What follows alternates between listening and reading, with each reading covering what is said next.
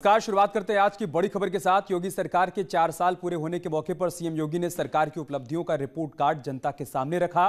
CM योगी ने लखनऊ में booklet का विमोचन किया। इस दौरान सीएम योगी ने कहा कि यूपी के बारे में लोगों की सोच बदली है। सीएम योगी की बड़ी बातें क्या कुछ रहीं वो भी हम आपको बताते हैं। पीएम मोदी के विकास मंत्र को हमने लागू किया। केंद्र की योजनाओं को लागू करने में यूपी अव्वल रहा। तीसरी बड़ी बात जो उनकी तरफ से कही गई, यूपी देश की दूसरी सबसे बड़ी अर्थव्यवस्था बन चुका है। ईज ऑफ डूइंग बिजनेस के मामले में 15वें से दूसरे पायदान पर आ चुका है यूपी। 4 साल में प्रति व्यक्ति आय में भी तेजी से बढ़ोतरी हुई है। किसानों को लागत का 1.5 गुना एमएसपी भी हमारी सरकार दे रही है। पीएम आवास में यूपी में नंबर 1 बन गया है यूपी पूरे देश में। यूपी के बारे में लोगों की धारणा भी अब बदल गई है। ये नए भारत का नया उत्तर प्रदेश है। 4 सालों में यूपी में कोई भी दंगा नहीं हुआ है। माफिया और गुंडा राज खत्म किया गया। ये बड़ी बातें प्रेस कॉन्फ्रेंस के दौरान सीएम योगी की तरफ से कही गई हैं।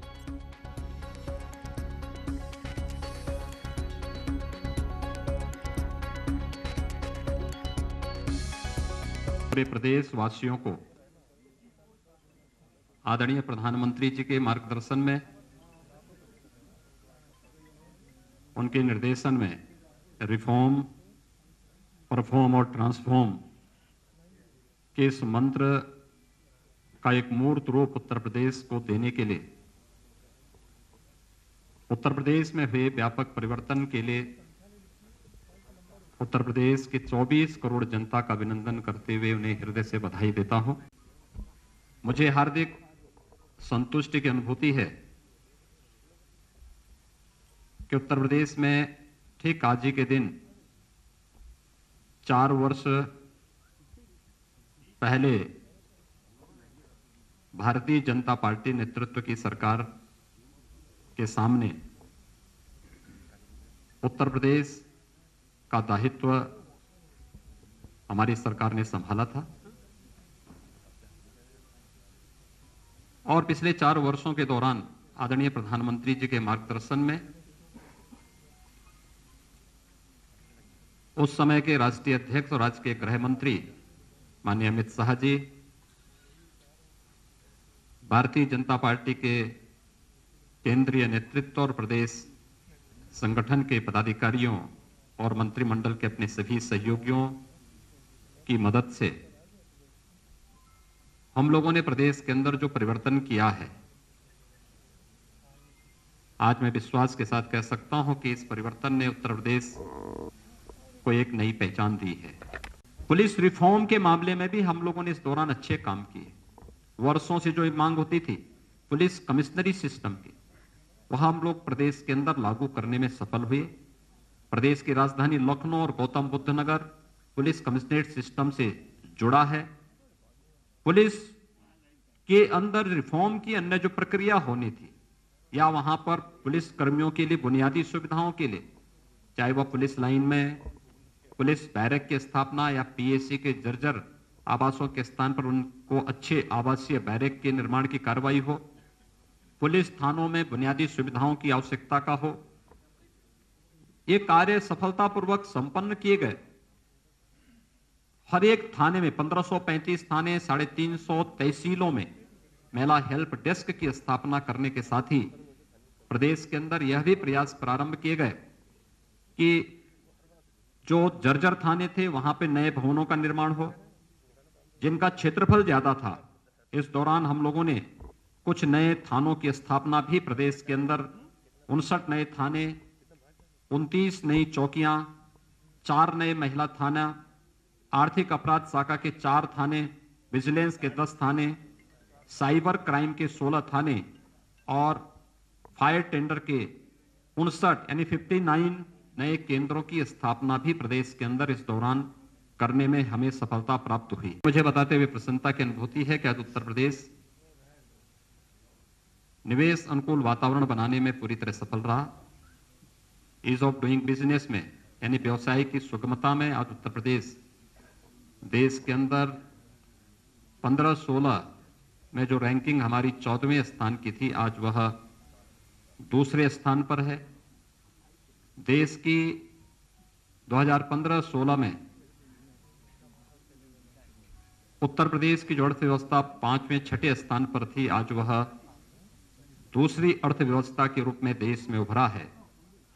और प्रति व्यक्ति आय भी उत्तर प्रदेश में हम लोगों ने इस दौरान जो प्रयास प्रारंभ किए, रोजगार की व्यापक संभावनाओं को आगे बढ़ाया है।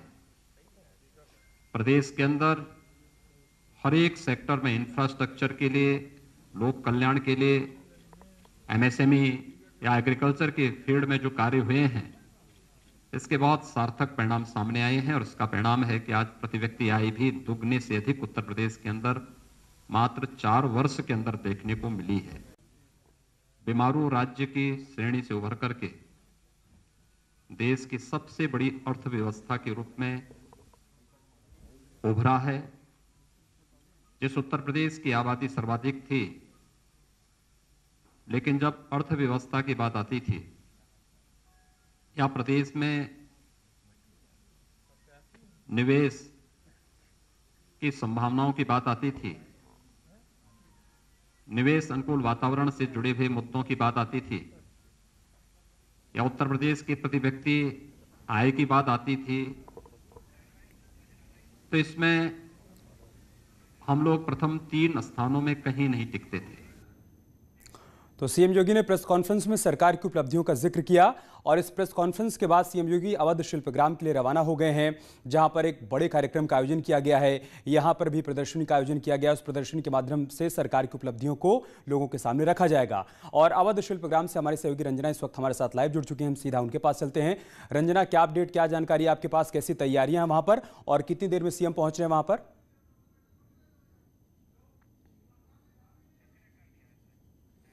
रंजना से हमारा संपर्क नहीं हो पा रहा है, हम जाएंगे उनके पास। लेकिन आज सरकार की तरफ से उन तमाम बड़ी बातों का जिक्र किया गया जो बीते 4 साल में सरकार की उपलब्धियों के तौर पर लोगों के बीच रखा जाना था। और देखिए, बुकलेट भी जारी की गई। इस बुकलेट में विकास की यात्रा को बताया गया है कि सत्ता संभालने के बाद बीते 4 साल में योगी सरकार ने कैसे योजनाओं को आगे बढ़ाया, कैसे एक्सप्रेसवे का निर्माण करवाया, कोरोना काल में चुनौतियों का कैसे सामना किया और अब कैसे वैक्सीनेशन का काम बहुत तेजी के साथ आगे बढ़ रहा है। शहर शहर मेट्रो का जाल बिछ रहा है। हेल्थ सेक्टर को मजबूत किया गया। साथ ही साथ लॉ एंड ऑर्डर को मजबूत और बेहतर बनाने के लिए लखनऊ और नोएडा में कमिश्नरी सिस्टम को लागू किया गया और उसी का परिणाम है कि आज गुंडों और माफियाओं में डर और दहशत भी देखने को मिल रही है।